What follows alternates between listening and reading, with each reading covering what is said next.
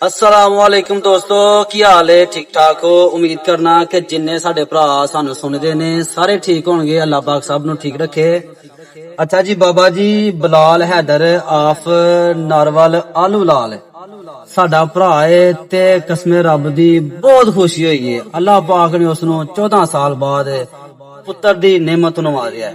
अल्लाह पाक बिलाल भाई दे पुत्र नु सेहत तंदुरुस्ती ते लंबी उम्र अता फरमाए। बड़ी खुशी हुई है। आमीन। ते मैं बिलाल भाई ते ओदे पुत्र दी नजर शेयर करना चाहना वा ते सारे मेरे भरा भी समात फरमानगे के खुशी बाज ना लबा ते यू है आन हसे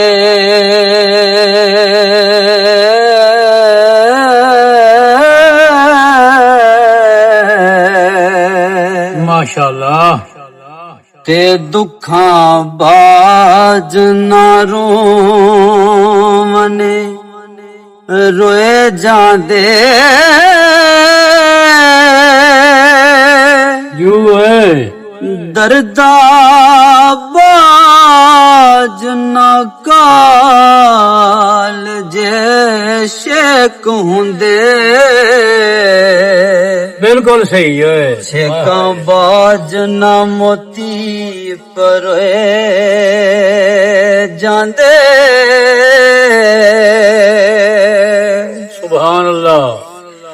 ते कर्मा बाज ना खेड़े दे लाल जोली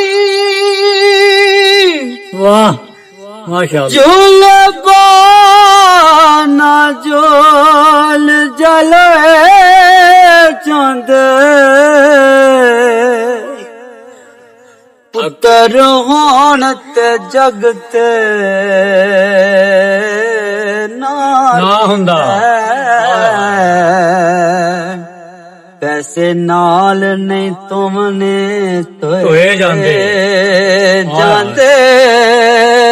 वाह वाह वाह माशाअल्लाह। पुत्र होन ते जगते ना रहिंदे सही है।